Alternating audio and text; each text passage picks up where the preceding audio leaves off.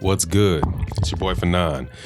All right, welcome back to the channel. Going to talk about something that came out yesterday that Deontay Wilder explained why he turned down the rumored $120 million offer from Dazn, man, and it was actually kind of funny. He also showed in the conversation that he had why he might have, one of the main reasons he might have chosen Showtime, and it's clearly something that Dazn cannot offer. So that's what we're going to talk about. Before I do, though, as usual, if you're not subscribed, hit the subscribe button, hit the bell icon so you can know when we release more videos, and check out our live streams in the morning. Sunday morning is the biggest show that we have all week. OG Boxing Talk with myself, KQKC Boxing, and one of the most renowned boxing historians on YouTube, Blood Boxing. So check that out, and also check out the Patreon. We upload stuff a few times a week to that, and I think that you'll really enjoy that. That's for dedicated long-term subscribers. And we also do personal business consultations off those Patreons. So if you're interested in that, hit up the Patreon, and more than likely we can help you out. Now, let's talk about what Deontay Wilder said. 78 Sports TV, and actually I didn't get a chance to listen to Blue Blood Sports TV's interview with Deontay Wilder. I think came on just after a live stream with Deontay Wilder.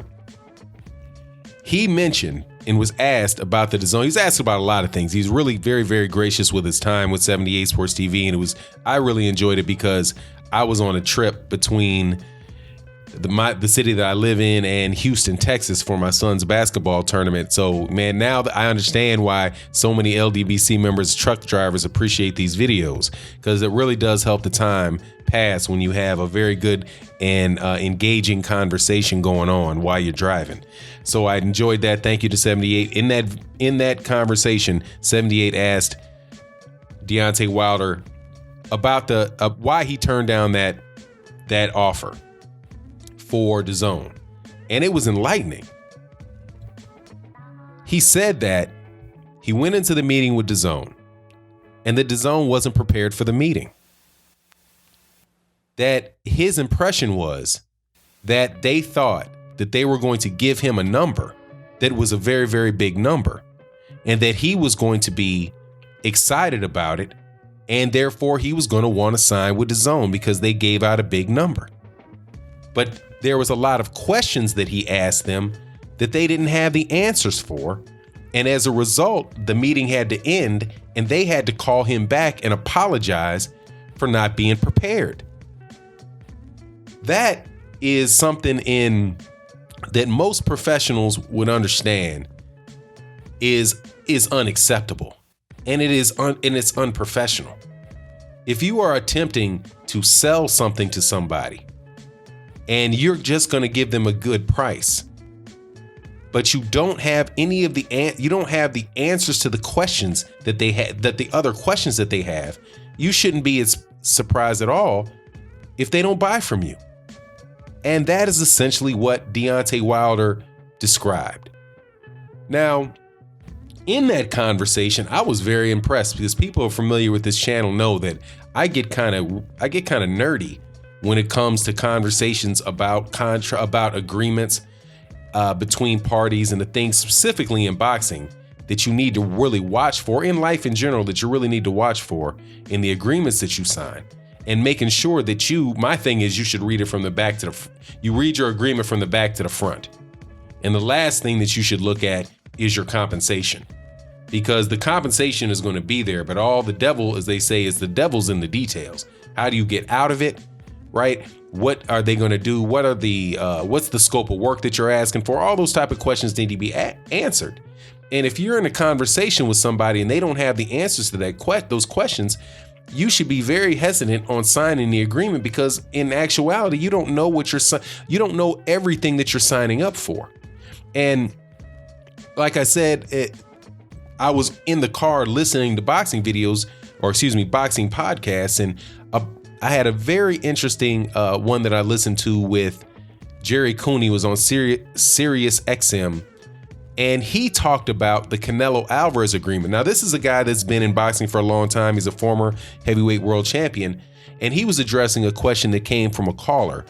And the caller said, there has to be something up with this Daniel Jacobs Canelo Alvarez fight, because there's so much money invested in Canelo Alvarez that they wouldn't allow this fight to go if they didn't think he could win, because he's got a 9-fight deal.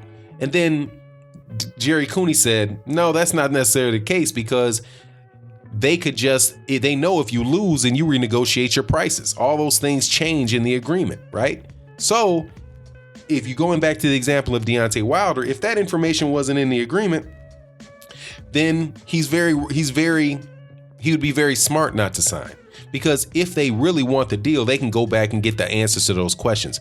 But again, not having the answers to those questions when you're walking in the door should be a warning sign, because you would have to assume that somebody as experienced and somebody as seasoned as John Skipper, someone that ran ESPN, someone that's run ESPN is one of the largest sports networks in the world, has entered into many very lucrative agreements and very detailed agreements with people in the past.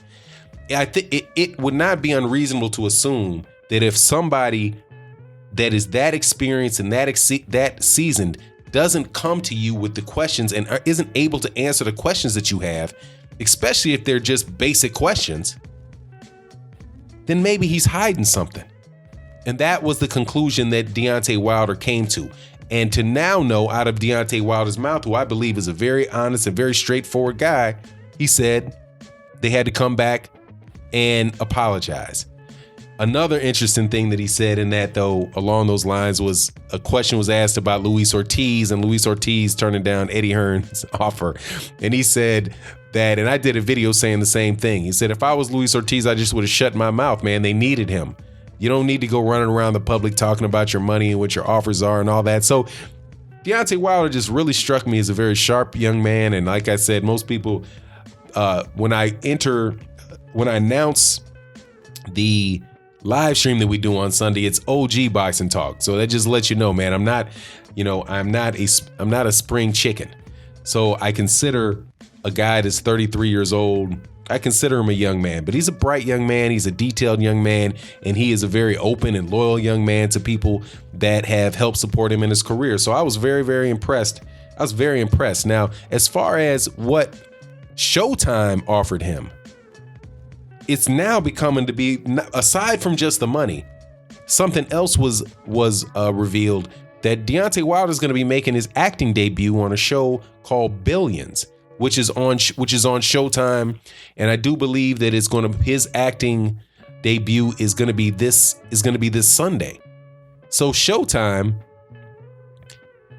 must have said, look, we don't have just boxing on this channel, Deontay. We also have the ability to get your name out there and market your name.